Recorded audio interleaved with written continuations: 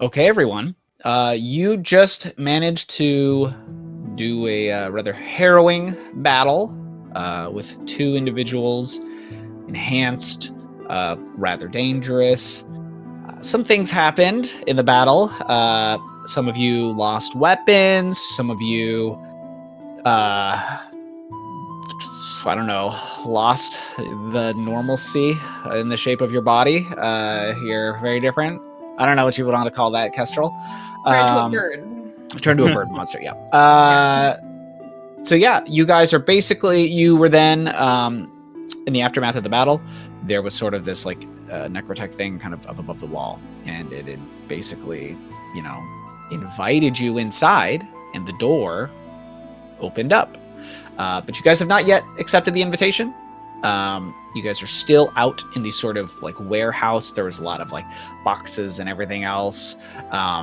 There's sort of the big hole that was sort of cut in the sort of grating in the middle that falls down into lower into the rest of the sewers. And yeah, we left you guys in the aftermath of that battle. So what's your next move? Pursue the villains down the sewer. Oh my god. Forget this voice. Yes. Screw your plans, Jason. Jumping down Yeah, that we hole. don't care about Leopold. We're good. Grab the hat. Yeah. Grab that hat. Okay. Well, so you wait, grab the hat. We've heard the It's a voice, little- right? Hmm? The voice has been Huh, like, you've heard come on in. You've heard the voice. Yeah, so You've heard the voice, yeah. So if you want to grab the hat, that's fine. I don't know. I would want to read Sharp's face, because she does have a face, right? That can be read. Kinda. And Yeah. I wanna like, what's playing on your face, Sharp, as you hear this voice? Sorry. This will help get you into the mode. She'd probably have just like like a blank, like kind of almost just shocked, like, but also like, are you fucking kidding me? Sort of a thing, but also, I don't know, because there's probably just so much going through her head of like, yup, but also like, sorry. Well, I'd be like, are you gonna talk to him? Yeah, How do you want to play this? I mean, he has to, so yes. I have to. Okay. I mean, for Steve's part, I would just like give you like a reassuring nod to be like, I have your back, but I'll follow your lead. Yeah. But if anybody else wants to have a reaction too, that's fine. I just want to make sure that's what Steve would Quick do. question, though. Did he say his name? Or are we just inferring, based on context, that this is Leopold? There was an inference because Marie recognized the voice. Well, And he she also recognized the voice, but And- none of us recognized the voice. And he didn't say who he was, right? Yes. Only that he was Marie's husband, or that Did he say that? Or he called Marie my wife. I my can't dear, remember. I believe. I believe that was true. That was the inference was made that he knew Marie. So you guys could infer that, but if Sharp doesn't tell you guys who that is, then yeah, I guess you don't know. Okay.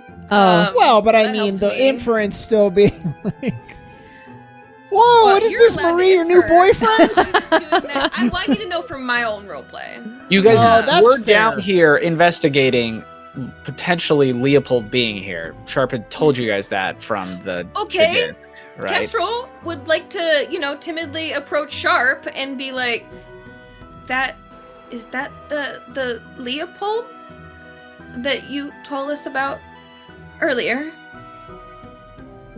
Yeah. That's him. I think at this point she's just like very flustered and like nervous, so she's just kind of like laughing. Like, what a fucking crazy Yeah, no, I like thing. that. Like, yep, that sure is him. Yeah.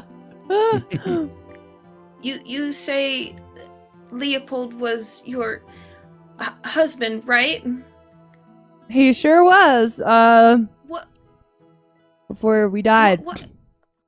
Oh. What is husband?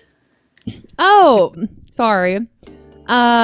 He was essentially like my life partner. He was my best friend who your mate. Okay. Yeah, and my mate, yes. Correct. Okay. I see. Yeah. Oh, then he's want to talk to you. Do you want to talk to him? We're here for him, yes? Yes. Yeah, we want to figure out what his involvement is with this stuff. Or, well, his speculated involvement, I guess. Yeah, I want to talk to him on multiple levels. You don't seem like you want to talk to him. There's a lot going through my head right now. Okay. Yeah. Understandable. Yeah. I also want to punch him, but, you know, he's a ghost. Oh!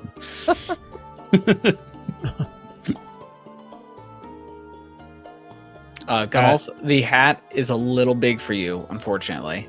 It's okay. I'm not using it for a hat. I'm using it to gather up what remains of my gun and just put it all into it. Okay. Oh. I don't think this one's coming back, guys. No. That's Yeah, I look at his gun and I was like, "Your gun, gun." It's... I forgot you lost that. All things happen so fast. Mm-hmm. What are you going to do? No. I mean, I can't use this from here on out, but there might be something here that remains that I can use, but this is the last thing I think anybody really needs to be concerned about. Yeah, I think I'll see what I can do to use what we have left of this thing, but I can't imagine that any of these parts are going to be any good from here on out. I understand, but you're very smart, Gunnulf, so I think you'll figure something out. Thank you. Yeah, we'll figure something out. Yeah, this is only like the third worst thing to happen in the last 5 minutes. Yeah. Are we ranking them? Yeah, do I dare ask what the top two are? Yeah, I think the whole thing of Kestrel turning into it turned out fine, but that was sure a surprise. Mm-hmm. Everybody seemed okay. Everybody was like, "Yeah, that's fine. You can turn into a bird, I guess." Yeah, and then Leopold being the probably number one bad. Okay. Your husband, who you thought was dead, I do want actually... to talk to you about the bird, but I don't think this is the good time for it. I feel like No. I feel like we need to talk about this. I don't know, when we're not here. Yeah, we had a little bit about the bird. A little bit lighter. We had a little bit of a bird denouement. There's probably more we want to say, but yeah. Yeah. We should probably talk to the guy, right? Yeah. Yeah, especially before I don't want to go in there. any more enemies come. I don't know if that would be a thing. But... I don't know if I want to go in there. Is That's a Kestrel. That's not a Maya. Yeah. Okay. It's okay. You can hide behind me, and Okay. I'll make sure. I'll try my best to make sure he doesn't see you. You got very beaten up though, Gunnulf. I don't know if you make for good shield. This is true. I mean, Sorry. Mhm. We're tense. We're serious. Yes. We're about to have a serious conversation. Because there's blood coming down. Yeah, Gunnulf's I know. nose, yeah. I guess I'll wait Sorry. for Sharp to lead the way. I'm certainly not going in first, but Oh yeah, sorry. just we have your back. We're here, but Yeah. get the answers you need. Okay. Should I Am I supposed to go in alone? No, let's all go together. I don't think he said to. So. Oh, okay. Sorry. Yep. But I I'm can not going to lead. leave your side. Yeah, Okay. we're friends. So you go in, I assume. Yes. Yes. Okay. I lead the way. And I guess it doesn't matter. Can we all just say we follow her? That is fine. Okay. We can do that. I'm following her, but I'm also cowering behind Gunoff. Just a little bit. Okay. Are you like roughly his height? I'm shorter than him. I'm the Okay. shortest person here, and that's important to me personally. Okay. It's good to know. Okay, so you basically sort of like push open the door. Pull open the door? I don't remember which way I said it opened the first time. Either way, you open slid open. Maybe I don't know. Do you remember? My fucking immersion. Because it had no handle. It had nothing. It had just opened. Correct. It did just open, but doesn't matter. So the door opens. Okay. There's now I thought it a opened open in, precipice for what you to it's go worth, into. so that we just push our way in. I think that's what it is. Okay. It's better that way. And at first, as you walk in, there's basically just a like a small tunnel, basically, that leads up to another metallic door that is kind of similarly like sealed shut on the other side. Do you guys continue going in? It's just a small hallway, another door. This almost looks like I don't know, some sort of small chamber between the two, essentially. Yeah, let's keep going. But is your gun out or holstered? Oh. What's your body language here? It's hard to not be me. If it was me, I'd be like, ah. Probably. Is this the badass Marie moment? I think it would be holstered. Okay. Okay. Because I would rather like approach the situation of like more coming at it from like we're gonna just communicate sort of a thing, and if then there's a threat, then we can fuck shit up. But Okay. I'll shoot my sword. turn the light on. It's too fucking dark. I'll shoot my sword. That's okay. Okay. Oh, Bryce! Hello, we're here. Atmosphere Oh. gone. Well, So- that's it. All of you guys enter, I assume. None of you guys are. Everyone is going in. No one's holding back or anything like that. Just for the sake of narration on my part. Mhm. Once you guys all enter the room, the door behind you closes, Rude. and you kind of hear a lock. And there's a brief second where you're just sort of in this tunnel before the door on the other side unlocks and also sort of like kind of pops open it as well. You can tell that it has become undone. Everybody make me an insight check though, real quick. And Chris, we can move on to the spooky music. Okay. Okay. Fuck, how do I roll again? Oh. There it is. Okay, that's bad, and that's bad. So far, not a strong showing. God. It's still Okay. bad. Ah, 16. Ooh. I see fucking everything. I got big eyes. Damn, I only got a 6. Oh wait, Maya got 16. Yeah, I got a 4. I got a 16. Sorry. Oh, I got a Oh, 5. jeez. Only Maya. No. Kestrel. We're just Big walking around in the observant. hallway blindly. I have an 8. Yeah, so an 8's enough to notice that there are some drains on the floor. But I would say Kestrel is the one with her sort of heightened senses here to a degree that notices not just like, I mean, all of this is sort of unnatural, but like not only is it like this stone corridor that you're in and there's these drains and there's a lot of kind of weird stains around some of the drains, but you also notice these weird little things sticking out from the ceiling as well that you don't really recognize. But if you were to point them out to anybody, you don't have the word for them, but they would be nozzles, as though they could spray something into this room. Oh God. Oh, I don't care. So, but yeah. So, I mean, I'm kind of terrified at the whole, like, doors closing and unclosing and stuff. It reminds me very much so of the facility. And I sort of frightfully, probably much more aware of my surroundings, look up at the ceiling. And I don't say much, and I just kind of point at them with a little bit of a shaky hand after kind of, like, tugging at Gunoff or something. So, do I recognize? Honestly, I don't have the word for it. Would I recognize that from the facility? I mean, probably yes. Actually, there's Okay. like showers or something in the facility, right? Yeah, if that's what that is.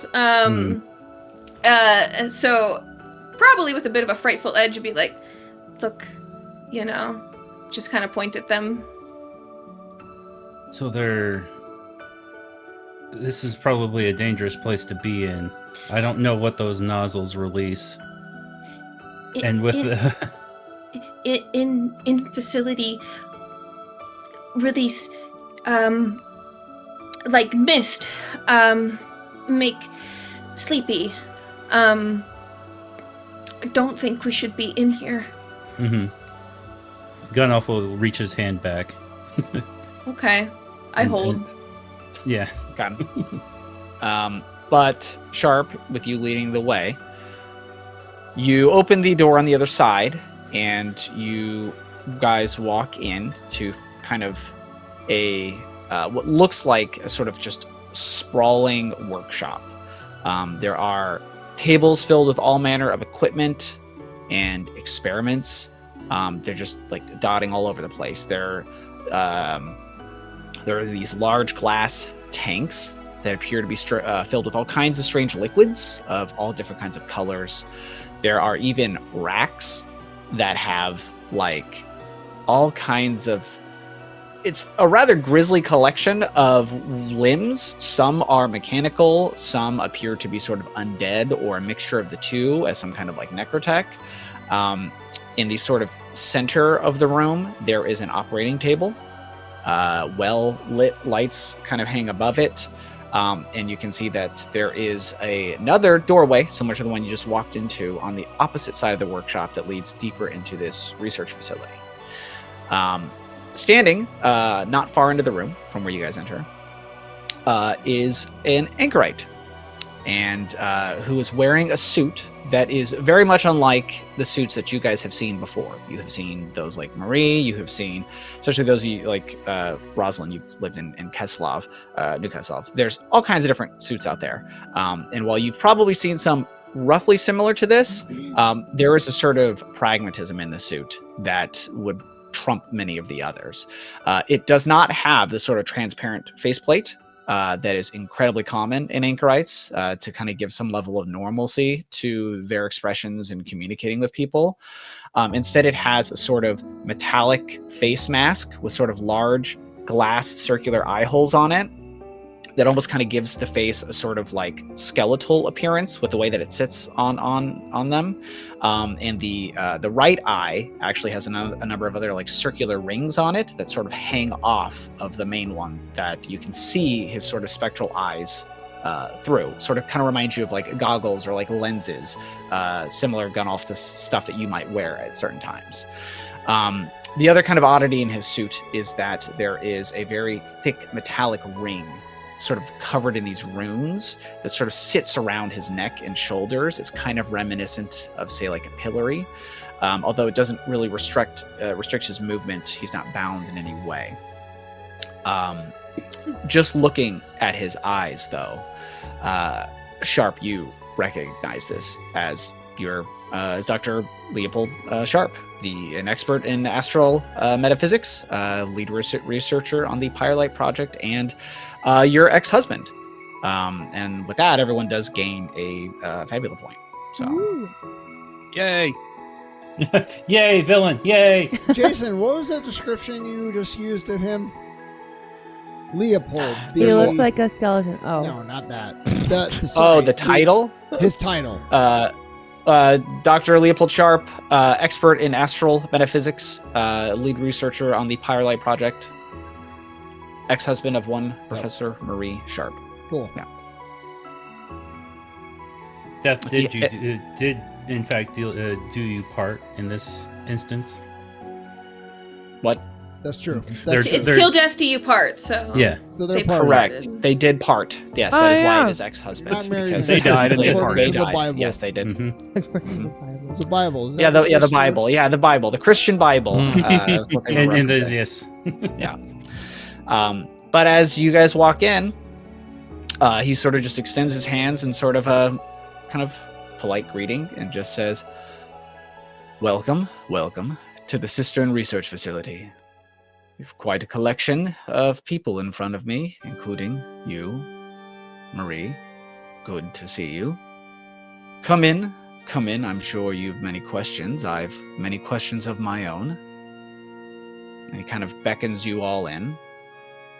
There's plenty around, plenty to see. But he seems to just sort of fold his hands behind his back and just kind of overlook all of you. And you can actually see some of those little cylinders slide down and then some slide up as he sort of overlooks all of you. And there's definitely a level of intrigue on his face as he overlooks you all. Gunolf is he's laser focused on him.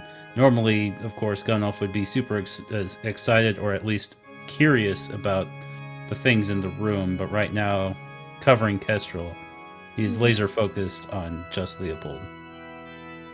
Yeah, big scary Dr. Anchorite. Not a great history for me. So gonna just kind of hang back a bit and I'm be curious, scared. since I had the good sense of smell before. Can I smell anything in here now? This is the source of the smell. For Okay. sure. There are a number of chemical vats that appear to be the source of the smell. Alchemical vats, the big sort of glass like tubes and containers that have all kinds of different things in them. There are stuff that you don't recognize. Gunolf, there are things in here as you look around that you do not recognize, and you're somebody that deals in alchemical things. There is a level of science in here that is probably bridging on something probably abominable or illegal. It's the kind of stuff that you should not or have never seen anywhere else, essentially. Yeah, there are, of the many different limbs and other things scattered about this room, there are techniques being used that you just, at a glance, do not recognize in the slightest. So...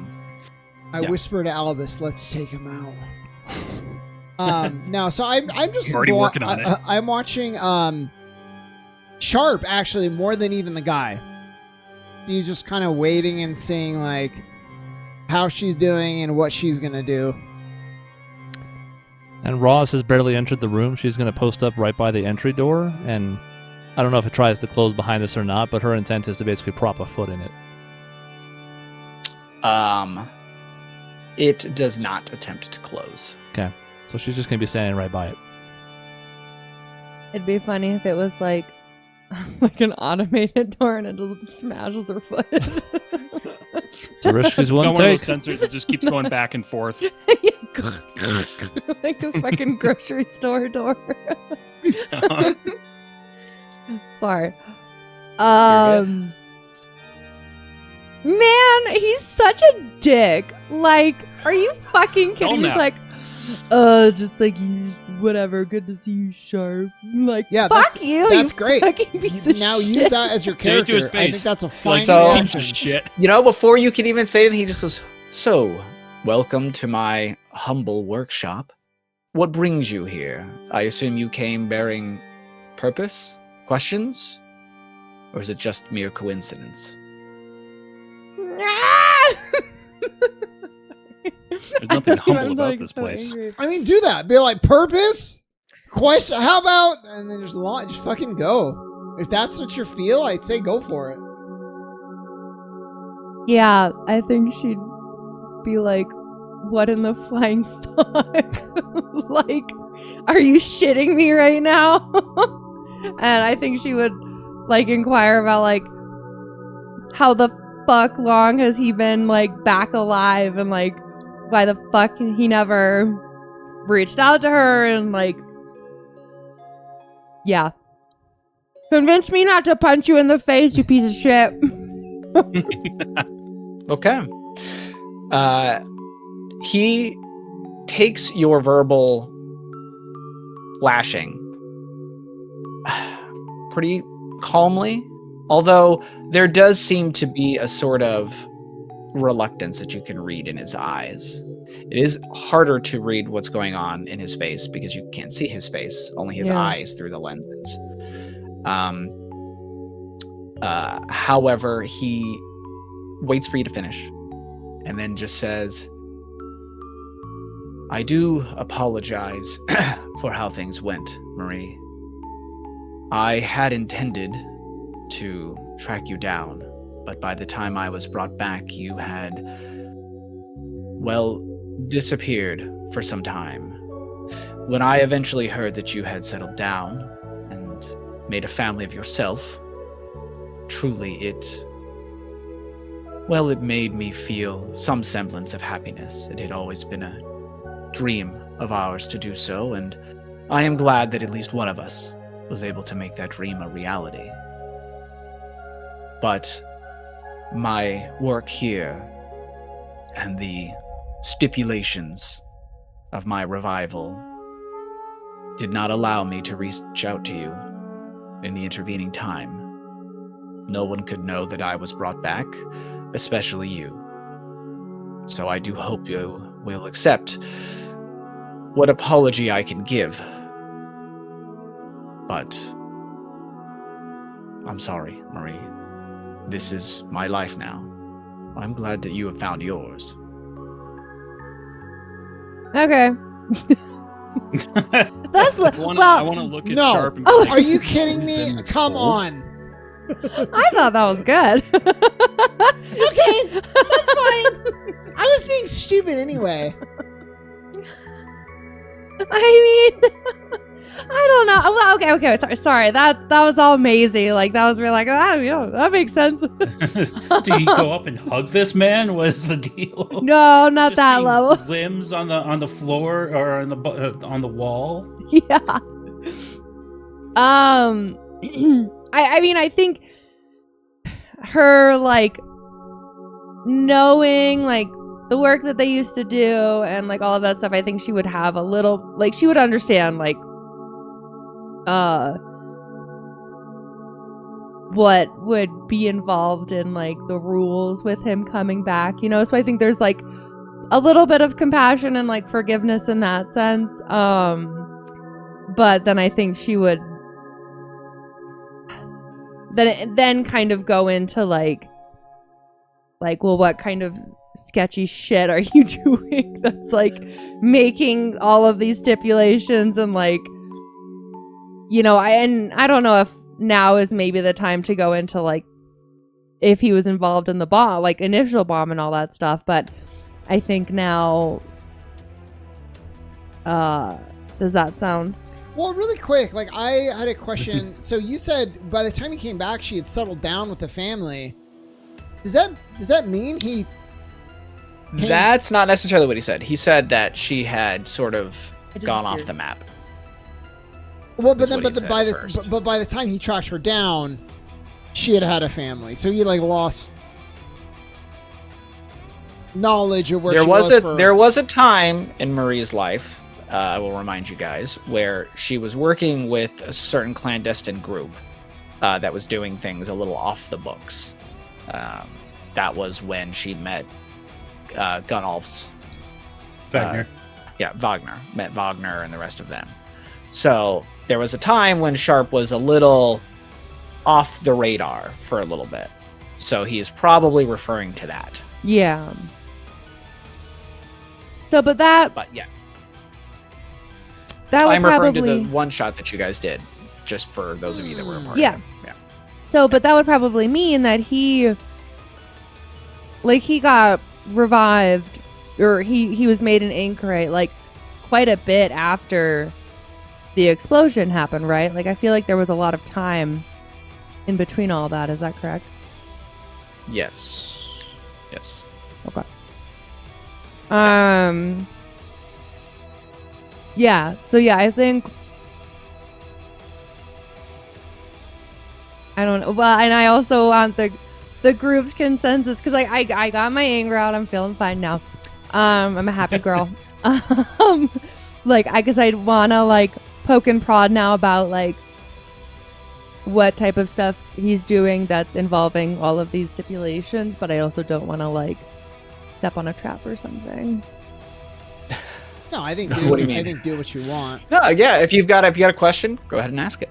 Yeah, just ask. I would still be mad of like what's so important, like, but Yeah, and maybe that's what she'll say, like what, but I don't know. Sorry, I knew I was gonna be bad at this part. I think she would kind of then go into like, well, I think kind of like how I said earlier, like what sketchy shit are you doing now that's like more important than your own fucking family, sort of a style. Okay. And he sort of kind of turns to kind of look back at the rest of the lab, and then kind of looks back to you guys and then just says, well, I was brought back by the Empire for one reason and one reason alone, to continue my research. The Firelight Project may have been a failure when it came to the construction of a power source, but its effectiveness as a potential weapon could not be denied.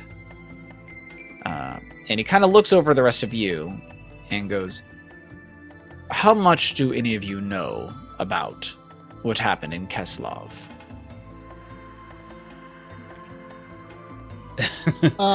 Do we know anything? We know only about Subject 17, right? But that's not exactly related, I don't think. That's Correct. not related. He does, and I will say, Steve, he actually meets, you can see his eyes meet your gaze, specifically, as he's sort of asking this question. Mm-hmm. Steve, you see the explosion when you came to this world, if you recall. I did. New Keslov was I like think- when I died. Correct, but I like believe you did receive a bunch of flashes when you were brought over. Oh, okay. So it's in a flash of the history, not I came in and saw on the horizon. That's fair. Correct. Okay. Correct. Yes, that would not have been good for you if that had happened. Yeah, and also that I would have. You would have questions been an about the anchorite as timeline. well. I don't say anything, but when he says an explosion, I'm probably registering that then as that maybe some of the imagery that I saw is responsible for that's where the overlap is. A weapon? What on earth would they need a weapon for? The Empire is in control of everything. Why would you need a weapon? And at this, you can even kind of see there's a bit of a raise of his eyebrow under the mask, and he says, well, the flesh curse, of course. You all should be aware that it is not contained, as much as anybody else, within the cordon perhaps, but they need a permanent solution to it. The Firelight Project was able to wipe all life from the city, nearly. Why not try to leverage that against the cordon? At least, that was the plan, of course. It's a bit more complicated than that, unfortunately. My research has met with both failures and success since I started. But it didn't wipe out all life, though. We have an example right now of a piece, like, it didn't wipe out the life, and Roz, you have that cockroach, right? It's still a life that was not wiped out. And he sort of goes, no, it is very much dead.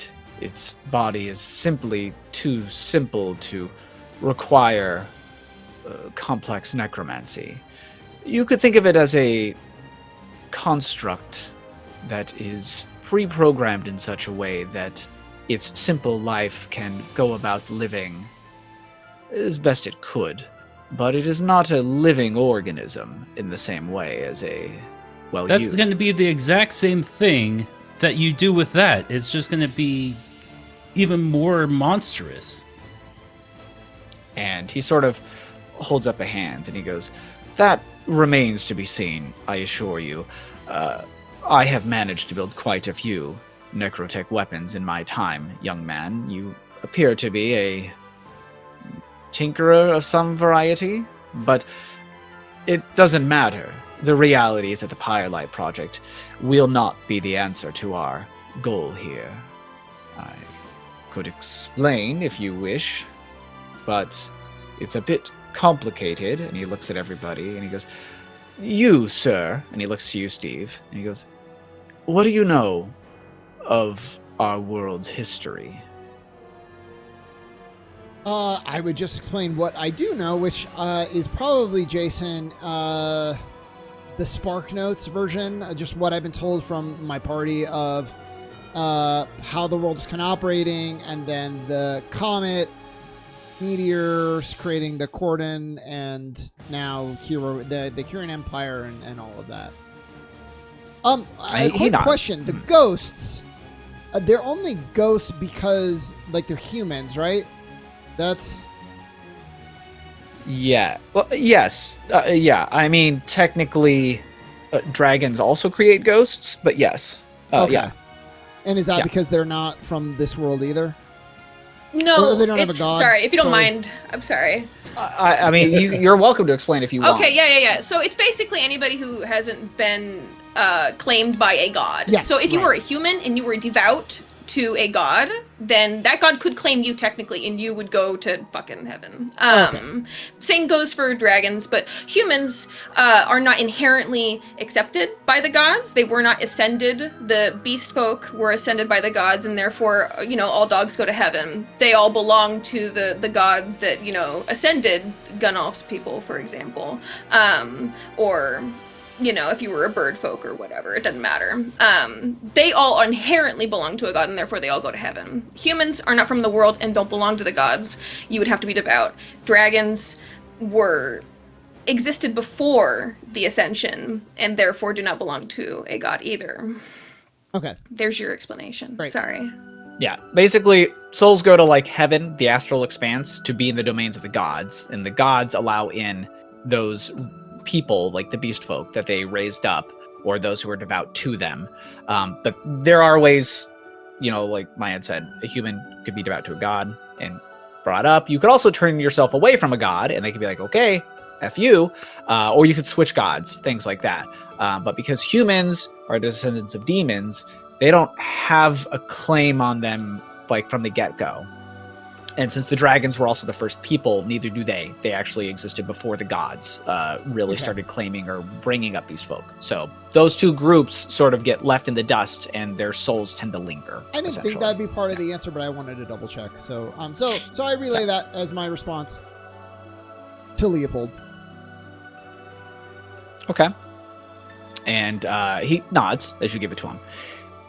And he's like, yes, you're quite well versed, actually. The beast folk know death well, but they don't know what it means to be dead, or undead, as they refer to it. That is a fate reserved for us menfolk and dragonkind. At the time, in Keslov, we sought to harness that very cycle of life and death, a sort of perpetual metaphysical motion machine, if you were, to create an endless supply of power that we could then share with mankind. Power all of our own devising, if it were. If we couldn't have the gods, we sought to build something of our own. That was the intent of Keslov, to build our own place within the world. The truth of the matter is that our experiment was a success. We did manage to create a self-sustaining power source. The issue that we ran into was one of containment and control. We had believed that we could redirect and limit its output, but once the Firelight engine hit critical mass, it began outputting at levels far beyond our expectations. In the end, the only way that we could stop it from expanding exponentially was to destabilize it, to push the internal balance within the reaction so far in one direction that it ceased to be self-sustaining. Thus, I made the call to overload the engine. I estimated that, given the number of souls within Keslov, the engine would collapse within itself before reaching the city limits.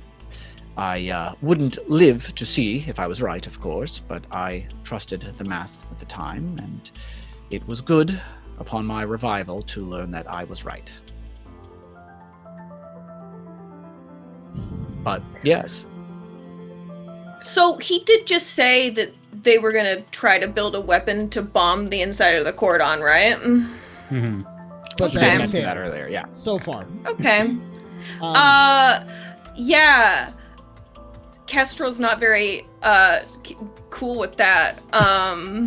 And she'll probably say, "You're going to make a weapon?" Oh, For- dogs are mad. Oh, That's fast. ruining my roleplay, dogs. Fucking dogs. Let me. To use on the Gordon, my family's in there. And he, you get another sort of intrigued head tilt as he sort of looks at you. And he goes, "Your family, you say? What do you mean?"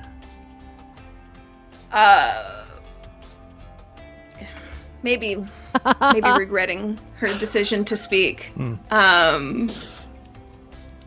Kestrel will cower a little bit more behind Gunoff and say, "The Grove, there's people in there. That's where I'm..." She doesn't say anymore. She actually just cuts herself off and just decides not to continue to speak. And looking at Kestrel, he goes, "Subject 19, I presume. You are exactly as Dr. Bishop had described you.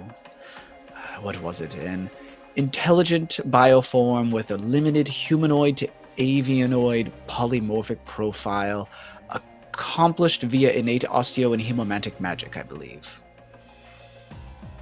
Intriguing, indeed. Oh, God. I'm trying to figure out how many of those words she understood. I have the over-under at None. 4.5. 0. But I did understand one. You knew Rachel? And he goes, "Well, at a limited capacity. During my time amongst the living, we were never able to meet up following my revival. My existence was kept something of a secret, but I received bits and pieces of her research over at Freegate. Intriguing work. Her desire to study metabiology certainly lent itself well in the study of the flesh curse. I can see now, looking at you, why she was so interested in keeping you alive. I had suggested that we just burn you away, but my vote didn't matter much personally, and I'm glad that I was overridden." Your vote? So you... What? Facility... Were you there? And he shakes his head. He goes, No. The votes were anonymous, just amongst those of us that are the heads of the research facilities. She had no idea who or what, who's voting for what, but no, I'm glad that you're here, 19. You are intriguing, as is your connection with the rest of your companions here. Tell me, who are all of you? And he kind of looks to all of you. I guess, Gunnolf, you're closest to Kestrel, so he'd look to you first. Do you tell him who you are?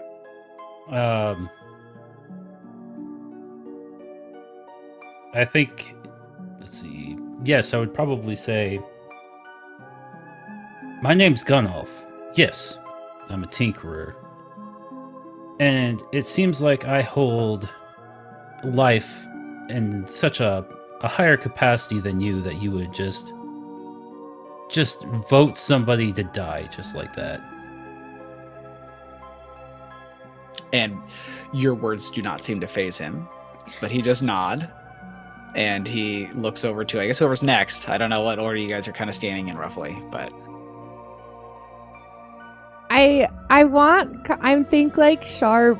I'm inclined to think that like she didn't know that like this side of Leopold, maybe. Like I think she would kind of like I could say this. So he is. You both recognize and you don't. He was always like very logical, very like when he got into his work, he was always very committed to it. Always kind of somebody in his head. But there was a softer side of him. There was always a side of him that was loved going and doing things with you. It was like he liked spending time with you. It's almost as though like, and I don't mean this in like a inhuman way, but like of the many projects in his life, he was always very proud to be married to you and like build a marriage or a life. It's just there were so many different things vying for his time. This side of him that you see though does seem markedly colder and more logical. Any kind of warmth or sort of extra caring, it almost seems like any reason he would have had to even engage in those parts of him are gone if they even exist still.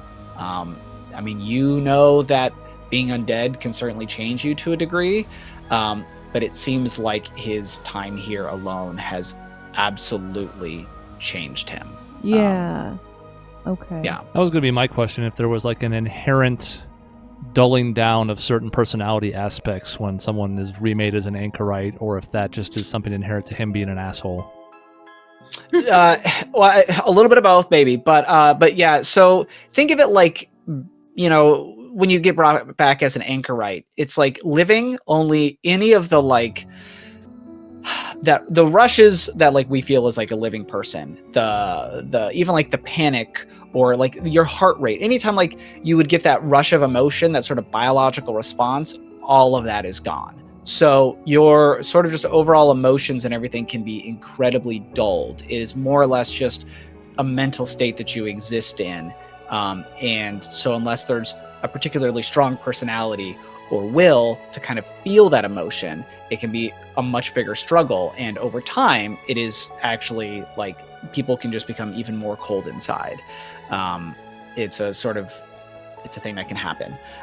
That's why trying to be personable and trying to interact with people can be really important for anchorites, because losing that connection can negatively impact their psyche, essentially. Because that's all they are, is psyche. They have no other body. There's nothing else to them.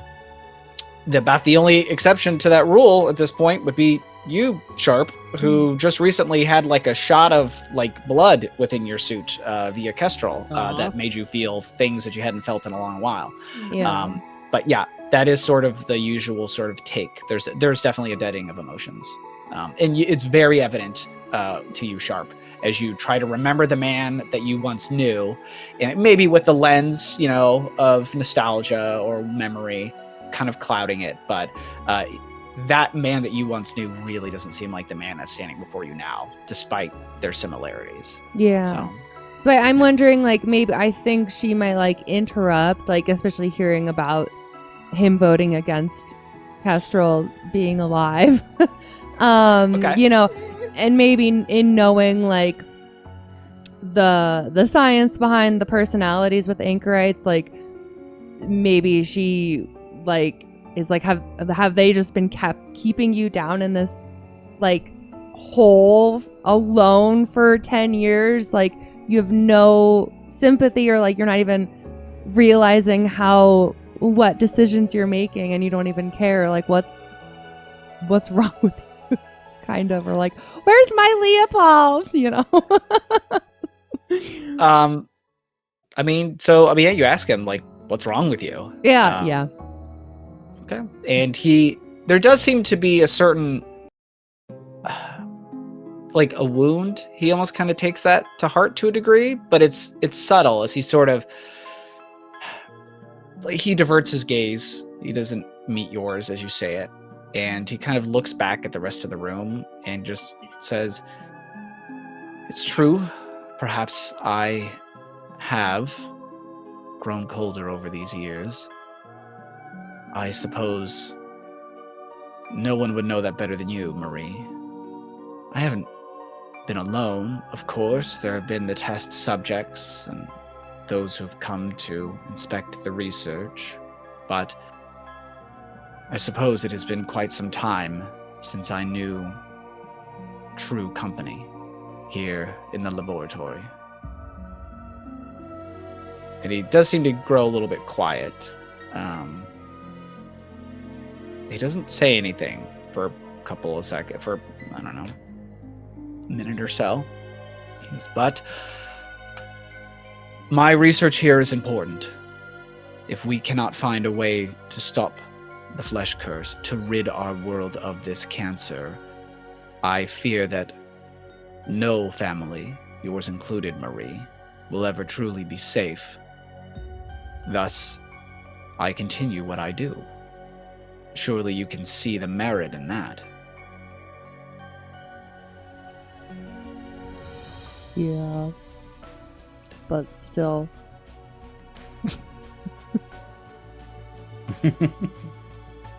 Okay. I just wanted to Yeah. interrupt. And anytime, interrupt by all means. Steve wants to say, you mentioned way to harness the energy of anchorites, or I should say souls, when people die. What happens to those souls as part of this process? You said they're used for energy. Are they consumed? And he sort of shakes his head and goes, I apologize if my explanation was not sufficient. The Firelight Project was designed to tap into the pure energies of life and death that naturally inhabit the world itself. It would be very similar to what Marie would research, the sort of elemental geomantic ley lines, only this is a bit more ever-present, if it will. There's life and death all throughout the planet itself, and it connects this world to the astral, a sort of, I don't know, a membrane, if you will, a divide between the two. It's how souls are able to traverse from this world and pass on to the next. We simply tapped into that itself, the natural existence of it.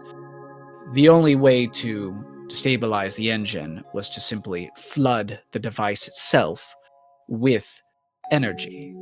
All of the people living within Keslov were that fuel, but their souls were by no means harnessed or bound to the device once it overloaded. It was destroyed. The fact that we are here now proves this.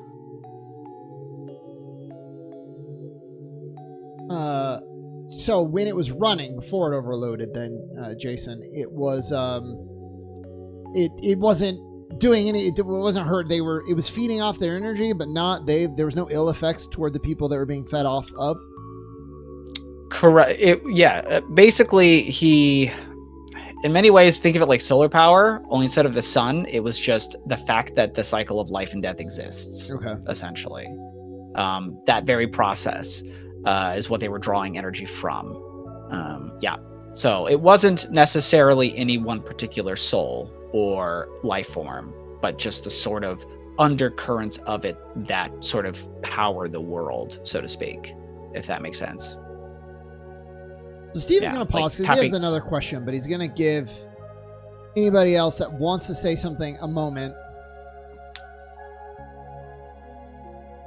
Okay. What's your question, Steve? So the question is, you obviously seem to know a lot about the Cordon. You've done research on that area, on the flesh curse, on anchorites.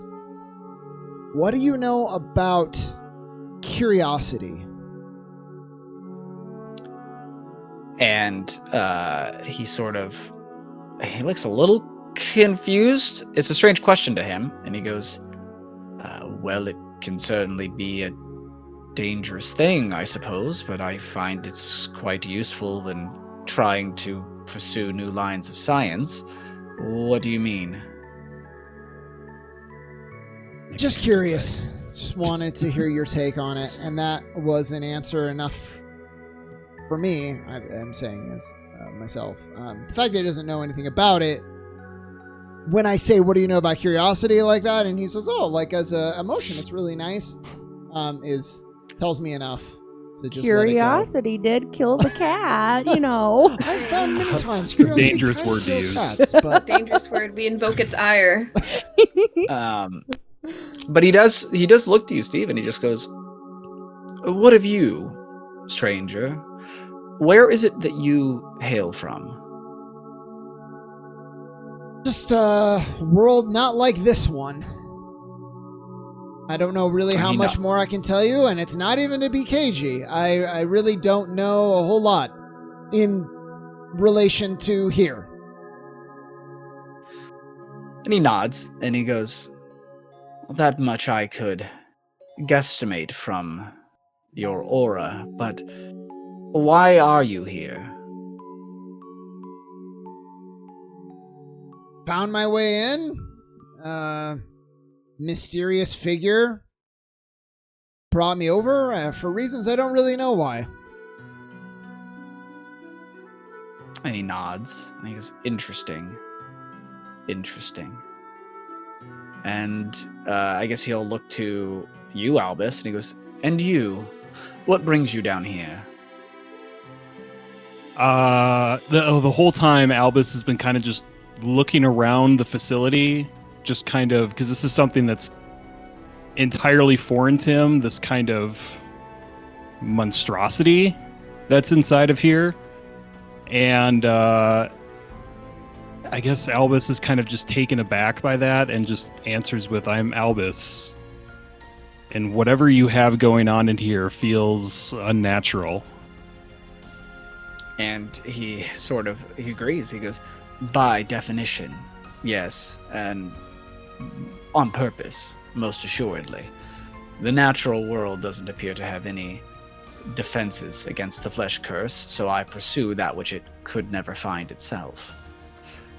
Are you a religious man, Albus?" In some ways. "And if I may ask, which god do you serve?" I serve two. I have the god of the warrior prowess and the god of feasts. And he nods, and he goes, "Interesting. I'd very much like to speak with you when we're done with introductions. You in the back." And he kind of looks to you, Rosalind. He goes, "What brings you here?" She's kind of leaned up against the wall with her arms folded. Mm-hmm. And she says, "Oh, I don't know this and that. I assume you already know who I am. Given some of your questions to some of my companions, I assume you know everyone who's already here, so I guess I'm a little bit confused by the pleasantries. Why don't you just get to what your point is?" And he sort of holds up a hand, sort of as to say, like, hold on. And he goes, "I apologize. I only know so much about you and your companions. What I've surmised from the auras that you give. You and your demonic accoutrement. Your friend here," and he points to Steve, and he goes, "his aura, his soul is not of this world itself. And, well," and he kind of looks to Kestrel, and he goes, "I think we all know your friend here, 19, infected by the flesh curse as she is, as are most of you. A most intriguing discovery, I must admit. You all seem quite lucid, despite your infection. I am very curious how that is." I suppose I would turn that question on its head a bit. We've talked about a weapon to eradicate the flesh curse, and anyone who's been here for a meaningful amount of time understands how important that could be. What would happen to those who are afflicted by the flesh curse when trained upon this weapon? Is this meant to eradicate anyone who is afflicted with it? What research has been done in regards to a cure? And he goes, "Well, you ask a very logical question. As regarding a cure, that was certainly more of Dr. Bishop's domain. I was tasked with creating a weapon, a task which met with a number of hurdles. A self-sustaining power source, as I mentioned earlier, proved simply too dangerous. So I focused on finding a way to tap into necromantic and elemental energy on a smaller scale.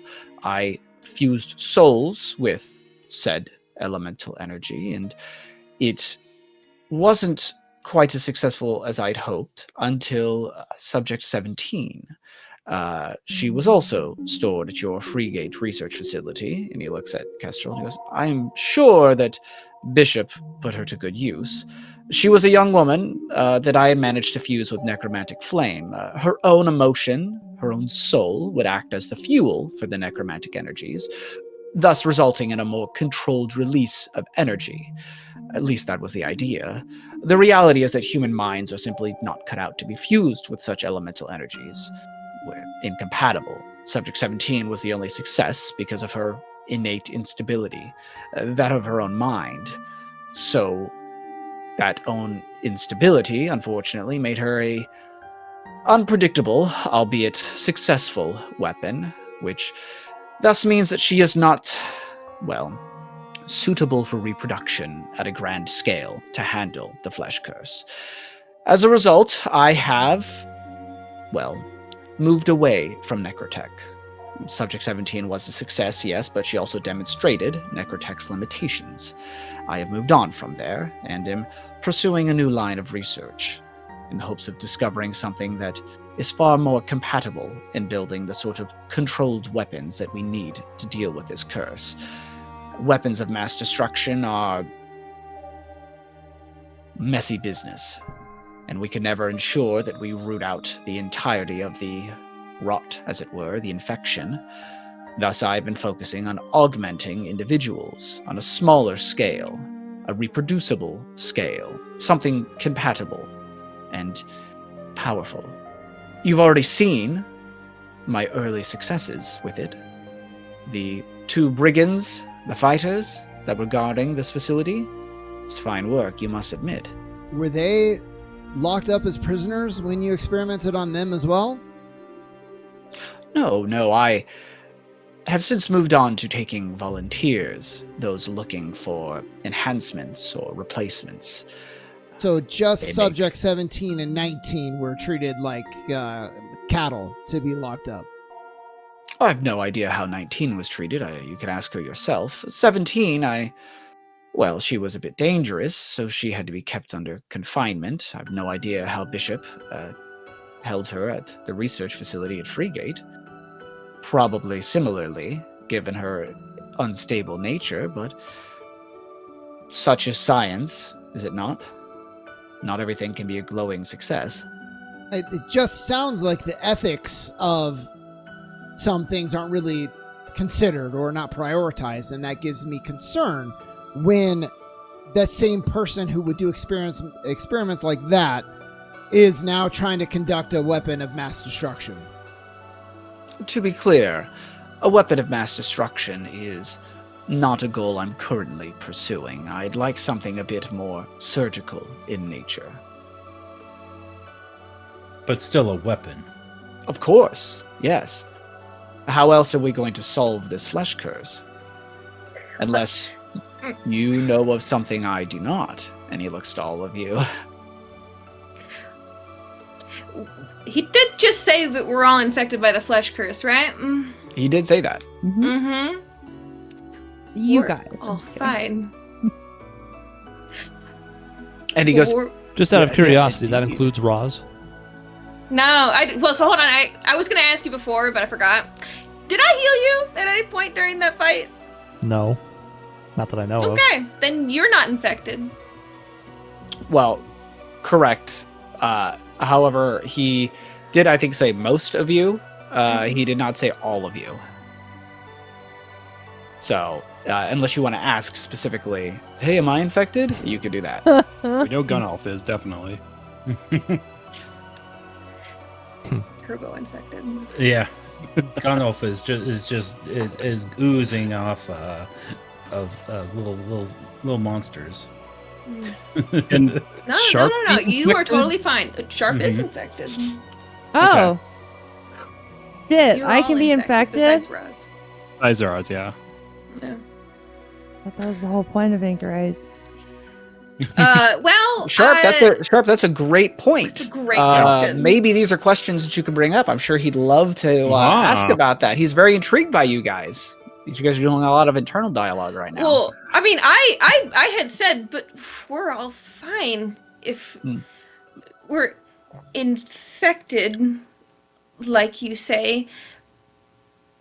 I know that I have control of the instincts, anger, hunger, fear, all those, when it merged with the grove, but I am in control of that, and they're fine, and I use it to help them. So why do you want to kill us all? And he goes, "You mean to tell me that you have bestowed a protective infection amongst most of you here?" No, you say infection. I do not know what means, but I give them my blood and the blood of the grove, and it helps me heal them and make them stronger. It's not bad. And he certainly seems interested in what you're saying. Like, there's no like skepticism. He sort of seems to be like, interesting. Rachel was right in keeping you around, I dare say. My dear Subject 19. It's Kestrel. Kestrel, yes. How are you able to do this? What is the nature of your connection with the, what did you call them? Instincts? Yes. There were many. There are anger, hunger, fear, everything that came down when the star, I think, Kawshok Station, I think they said, the star fell, brought it down with it. The other instincts come and change everything. The grove, and there is one more, curiosity. It infected the grove, and but we have control. See? Does this make any sense? And he says, "I am hearing you, my dear, but you'll have to forgive my confusion at this. You see, typically those infected with the flesh curse find themselves, well, to say that they die is something of a misnomer. It might be more accurate to say that they are flayed.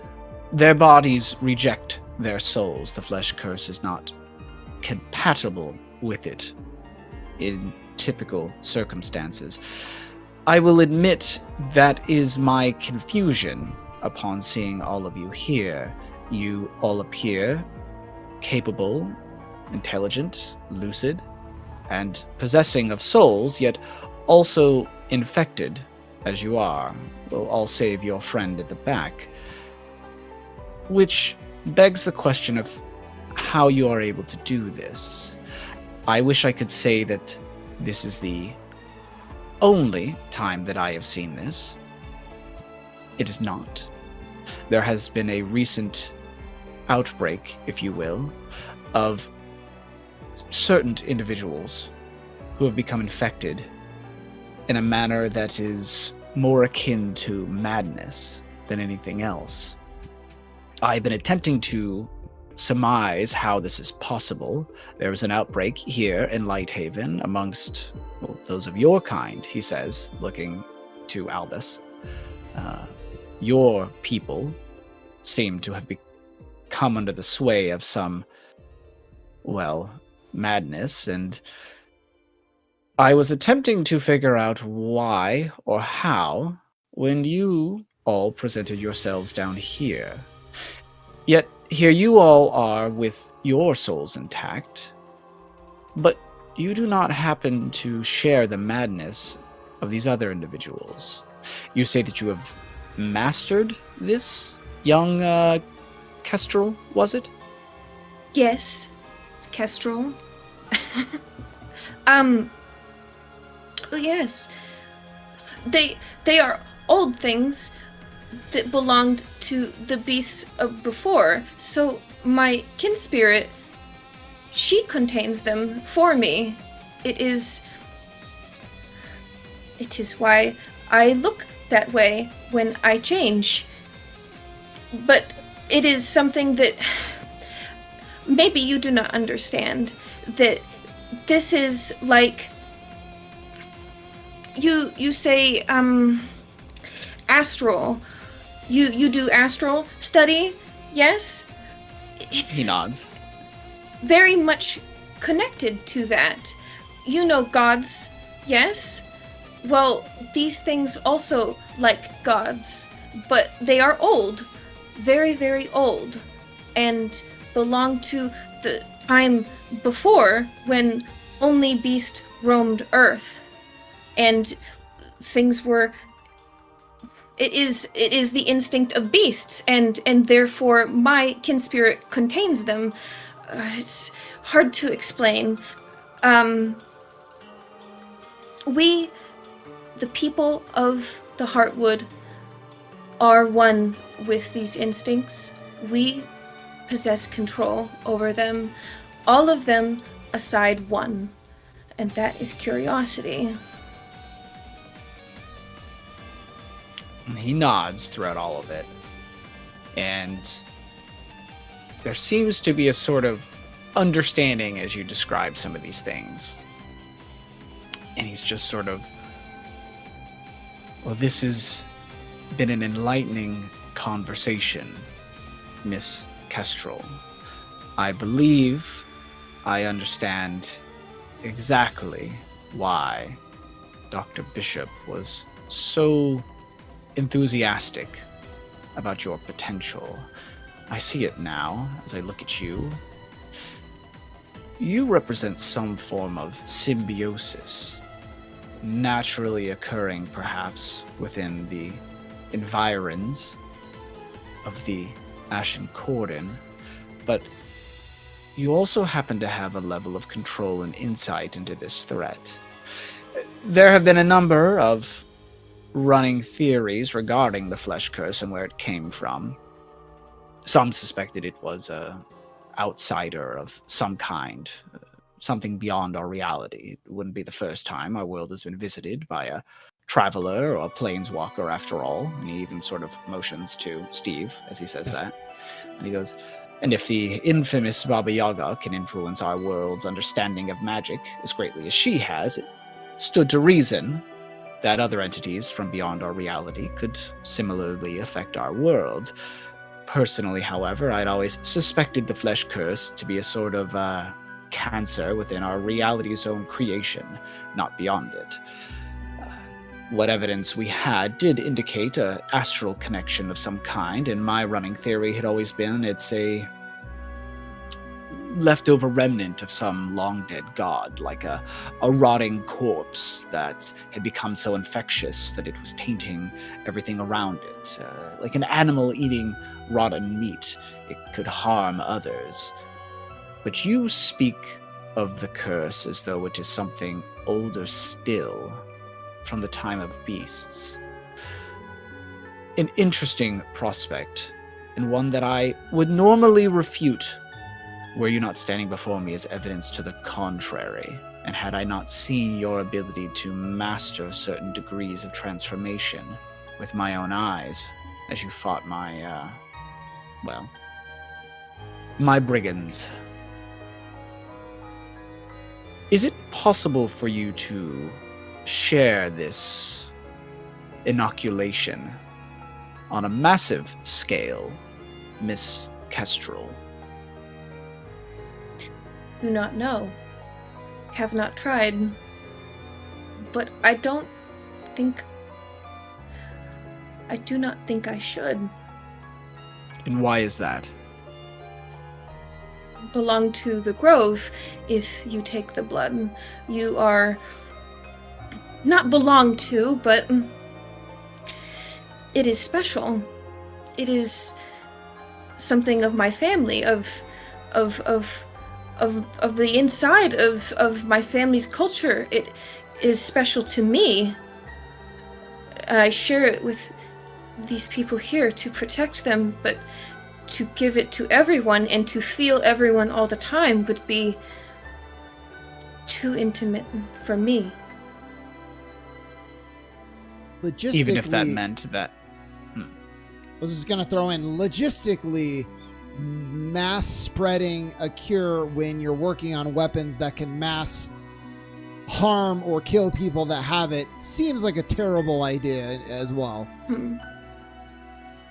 And he goes, well, if you had afforded me an alternative, that certainly would have been worth pursuing. But from what I understand from you, Miss Kestrel, this is something that you and your people are going to hold to yourselves. The rest of the world be damned. A personal choice. Say that? I do not begrudge you your choice, of course. We all must look out for ourselves, but surely then you can understand why my research must continue. There has to be another way, though. Maybe you could discover a way of tapping into it yourself. It is possible, maybe. If my people can do it, why not the rest of the world? Why not them? And he sort of goes, you tell me. How would we do this? Would you allow me access to this grove of yours? No. No. No. I imagine that's actually Kestrel, like, no. I do not think I trust you enough to give you that. And he goes, well, I suppose that's fair, but hopefully I have given you something to consider. If your people truly do have an answer, Miss Kestrel, it would be rather selfish to keep it to yourselves, would it not? Yes. Very good. Do you always take the easy way out? And you actually get a raised eyebrow from him, and he goes, what about what I'm doing right now seems easy to you? Oh, just destroy it. Oh, just give us the cure. It seems like you just always like to take the easy way out. My apologies.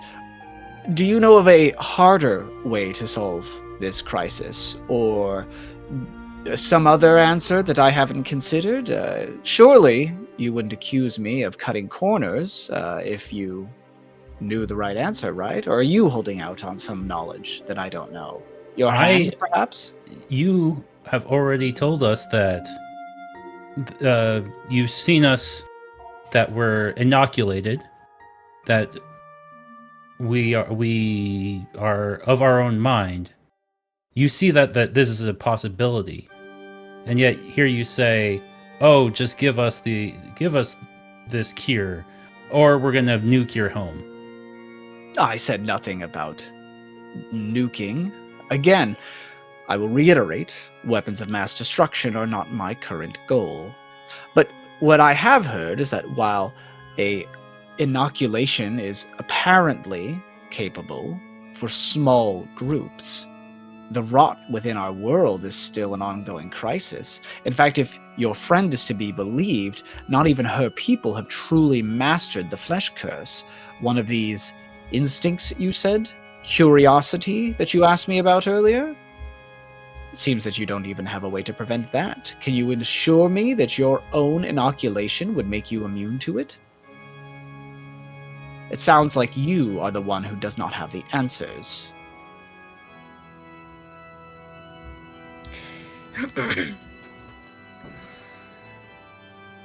So I'm sorry, I didn't know who you were talking to. If you're talking to, He was talking to Kestrel or me. he was talking to Gunolf. He was talking to Gunolf. Yeah. Mhm. so then with how my life might be ending soon. If I were to sit here and say that I could give my life to ensure that the world would be saved, I would do it. And he goes, well, then I suppose you are a man after my own heart.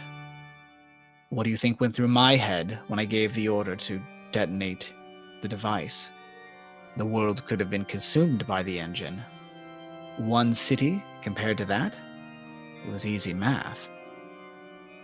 But to do it in a populated city.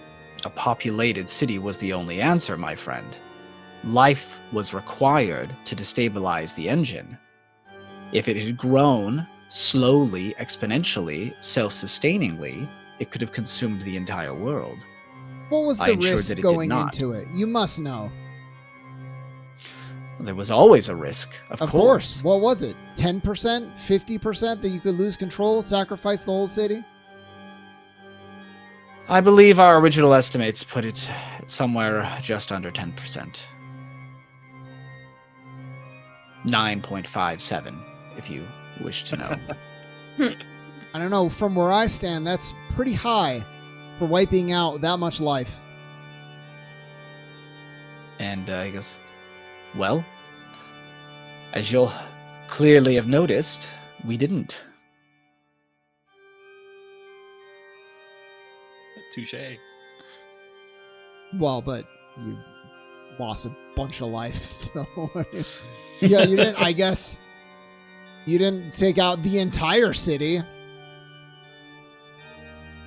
And he goes, well, all you're doing is reinforcing my point. Some risks must be taken in order for there to be progress.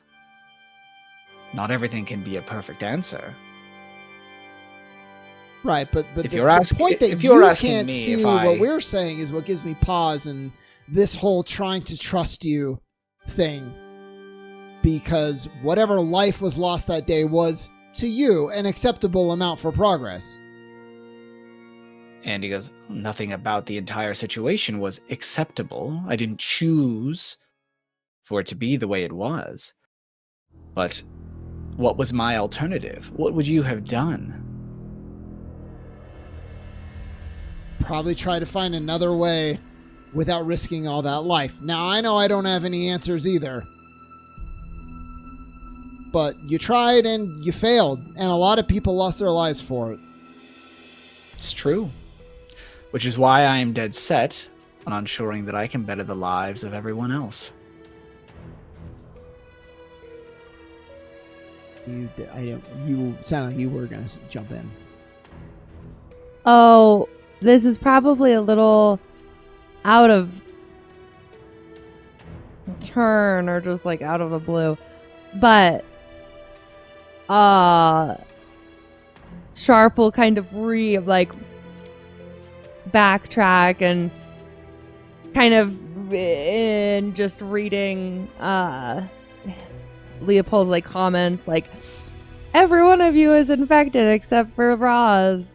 Sharp will then inquire hold on. Anchorites are able to get infected, or what the fuck does that mean? And he looks to you and he goes, I agree, Marie. It's a troubling occurrence. I had wondered if such a thing were possible, given the recent outbreak, and souls that appear to be infected, you seem to be proof that such a thing is not outside the realm of possibility, given this new vector of infection, or whatever it is that the young Miss Kestrel does. You bear the marks of the flesh curse as much as any of your living companions do. I suppose I should ask, how was this achieved? And he kind of looks to you, Marie, as well as sort of to Kestrel. Do you wanna share? I feel like we've shared a lot. I love to overshare. I think, yeah, I might even jump in and just be like, look, it doesn't the details don't super matter. It takes a great bond built over time between all people for it to work anyway. He's kind of bluffing because he's afraid of what Mr. Leopold is thinking about doing to the people in the Grove. And if they can be used for mass producing some sort of inoculation against their will. So, we can't help you. Mass producing this, from what I can tell, it's not even feasible. Now, Jason, for the game, I am lying completely. So if you need me to roll something, I can, but... Make me, what would that be, it's a deception check. What's that like? Willpower. It's a willpower insight, I think? Sounds right. Persuade is insight willpower, so yeah, I guess insight willpower is persuade. Essence. Yeah, you're gonna persuade him with your lies. Ooh, gonna be using. That's really low. Yeah, that's really bad. I rolled a 5 earlier, I think, or 6. So I'm using a point. We got Fabula points to burn. There's a point.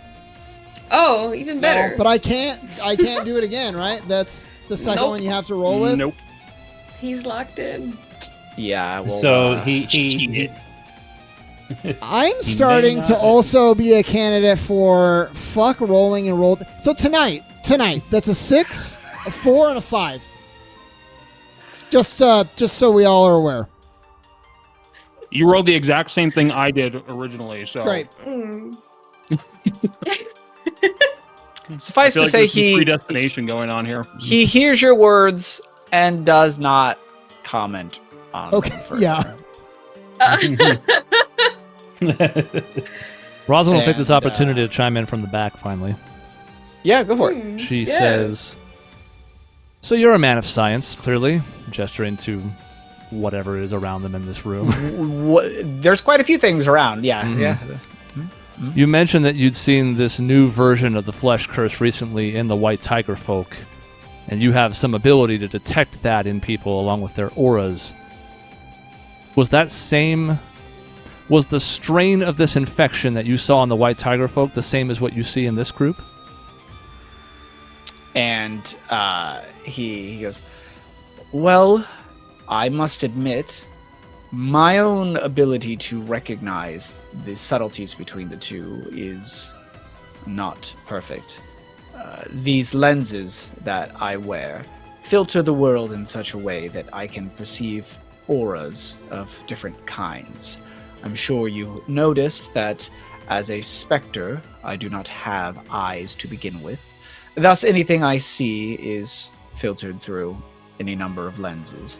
The point is, I have not had you to compare with the other infected.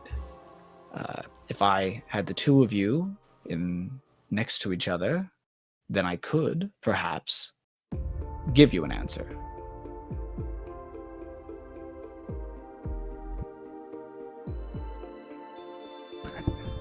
I like Maya's frowny face. And I think he goes, if that is something you wish to learn, I could arrange such an interaction. I think we're good, thanks. And he sort of nods, and he goes, Peter's not here. Oh, there he is, okay. It's Peter. And he says, "Very well.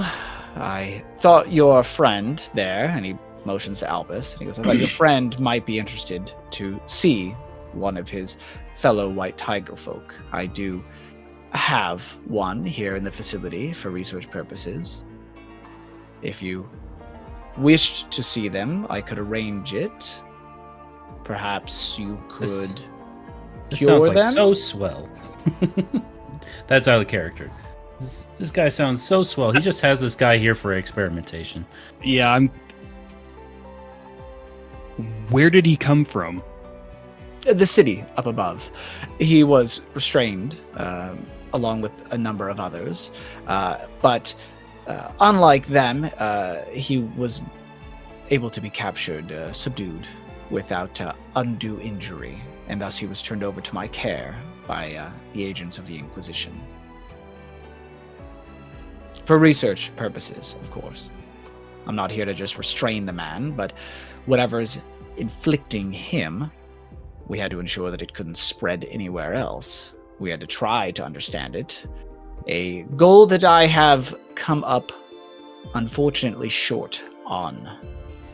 I cannot say that I understand what is happening, other than it appears to be connected to individuals of a religious nature, particularly those tied to certain gods. The god of beauty, we know, has already been compromised to some degree. There have been a number of incidents all throughout Chroma, and it seems that your own people's god was next, Mr. Albus. I think you are quite lucky to be in service of two gods, as you say.